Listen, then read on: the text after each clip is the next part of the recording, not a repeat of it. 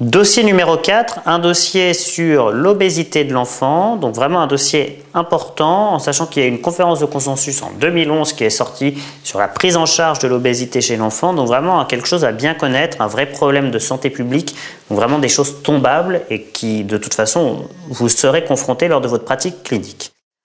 Alors, dossier numéro 1, on vous dit à quoi correspond la troisième courbe. Alors, comme vous le voyez ici, eh bien, sur cette courbe-là, vous avez une courbe de poids comme on l'avait vu, une courbe de taille comme vous l'avez vu, et ici, une courbe de corpulence ou une courbe de BMI.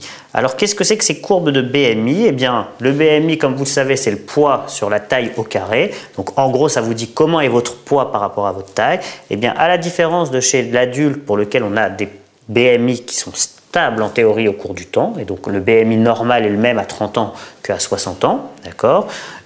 Et bien chez l'enfant, le BMI normal va varier en fonction du temps. Voyons un peu ce que nous dit cette courbe. Si on prend la courbe du 50e percentile de BMI, on voit que à la naissance et jusqu'à l'âge de 1 an, eh bien le BMI augmente, ce qui veut dire que finalement, il est physiologique chez le nouveau-né qui a entre 0 et 1 an eh bien, que le poids augmente plus que la taille. Et c'est pour ça que les enfants qui ont 1 an généralement, eh bien, on a l'impression qu'ils sont un peu bedonnants, mais c'est finalement physiologique, c'est normal. Et puis, à partir de l'âge de 1 an, eh bien, on a une diminution du BMI progressivement jusqu'à l'âge de 5-6 ans. Eh bien, cette diminution du BMI jusqu'à l'âge de 5-6 ans, on le voit très bien, par exemple, que les enfants qui ont entre 4 et 6 ans, ils sont plutôt maigres. Mais c'est physiologique, c'est normal.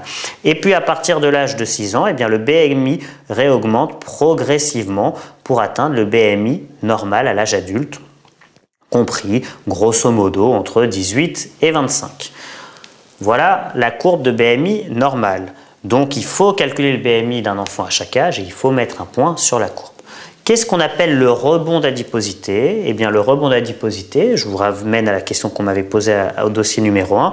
Ce rebond d'adiposité, c'est ça. C'est finalement eh bien, le fait que le BMI diminue, puis à un moment repart. D'accord? Eh bien, c'est donc le moment où le BMI se remet à augmenter et en principe, ce rebond d'adiposité, il a lieu entre l'âge de 5 et 6 ans.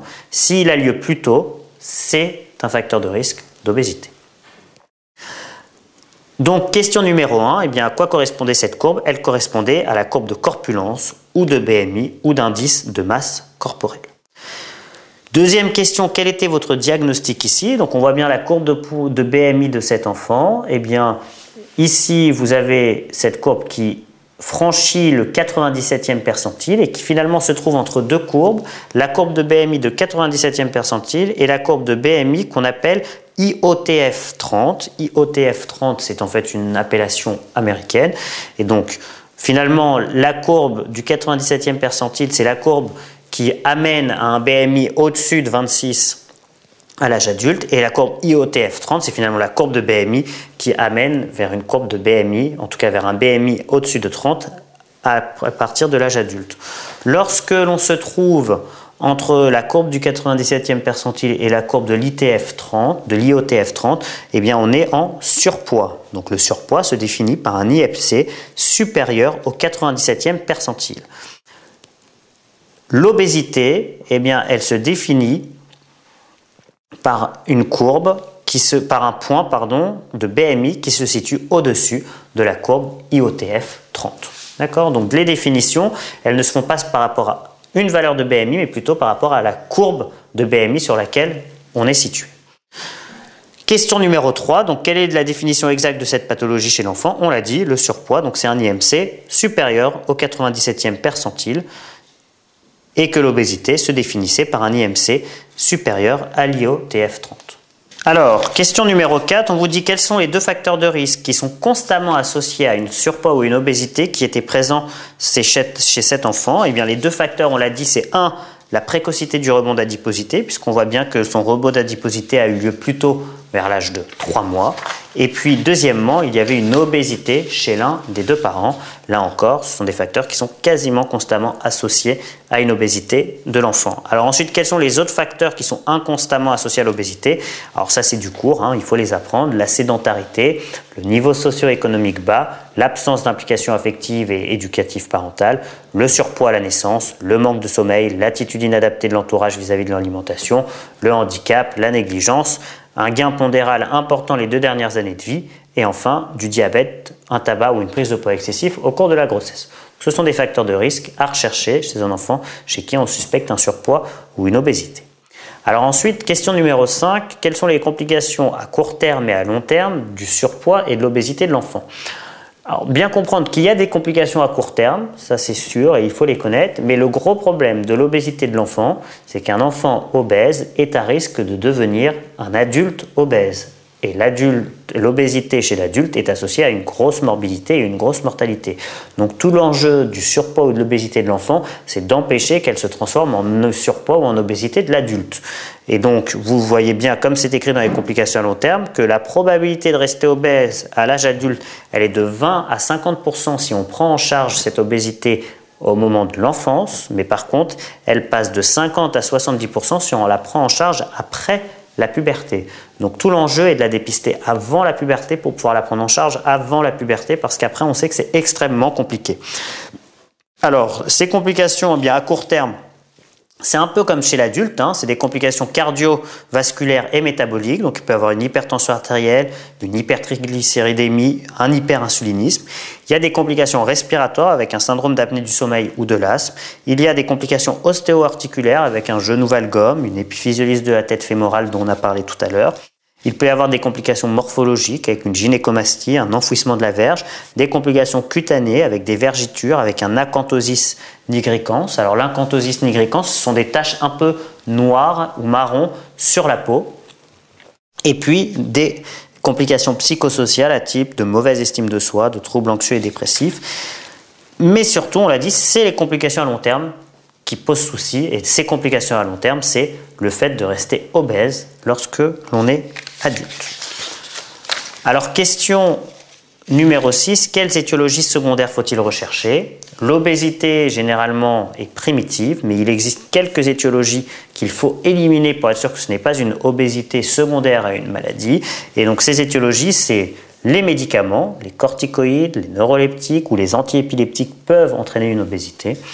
Mais il y a aussi des causes endocriniennes, on les a vues tout à l'heure, l'hypercorticisme ou l'hypothyroïdie qui était associée à une prise de poids, une diminution de la taille, et puis les tumeurs localisées dans la région hypothalamique. Donc c'était les 3 étiologies qu'on avait évoquées dans cette courbe de croissance où le poids augmentait et la taille diminuait. Et puis enfin, des causes syndromiques, il y a des syndromes génétiques, comme par exemple le syndrome de Willy-Prader. Il y en a plein d'autres, mais vous apprenez peut-être juste le nom de celui-là. Ce sont des syndromes génétiques qui sont associés à des dysmorphies, à des retards parfois staturales, à des malformations et à une obésité. Donc il faut rechercher ces 3 types d'étiologies. Question numéro 7.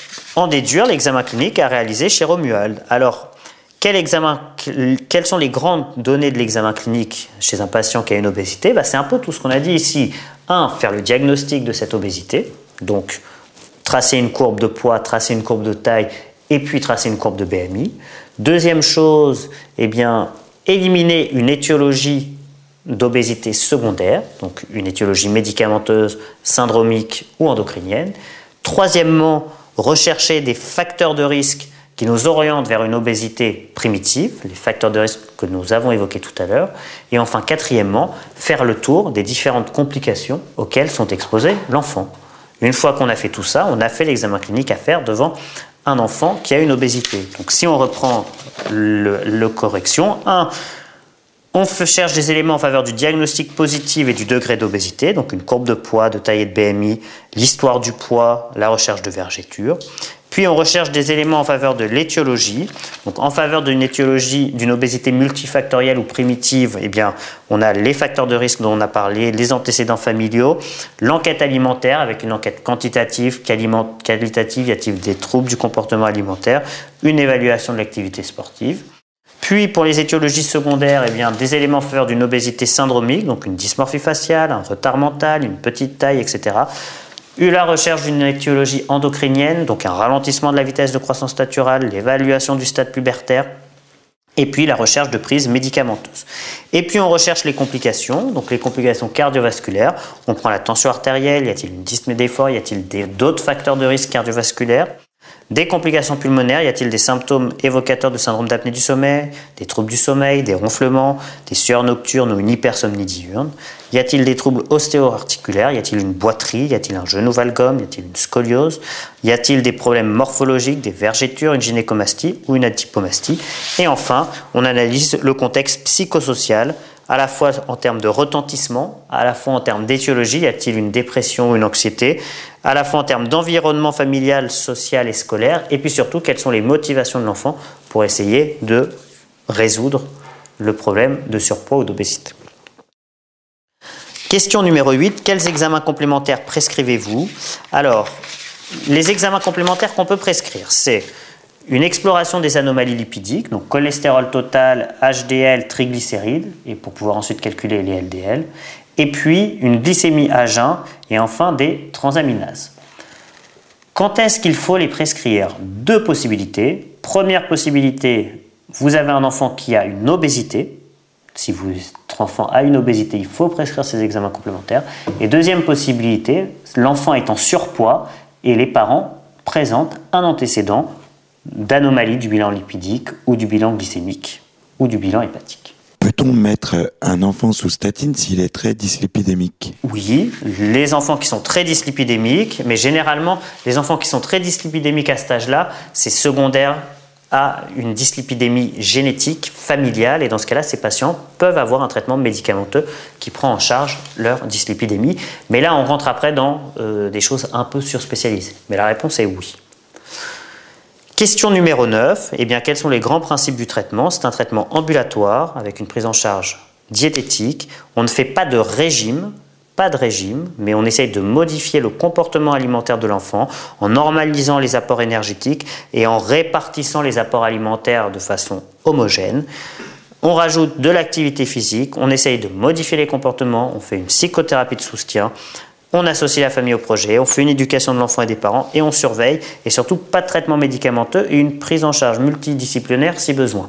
Bien retenir que la prise en charge de l'obésité ou du surpoids chez l'enfant, l'objectif ce n'est pas de faire un régime pour faire perdre du poids, l'objectif c'est de stabiliser le poids et de le stabiliser en modifiant le comportement alimentaire de l'enfant. Quel objectif de poids se fixer?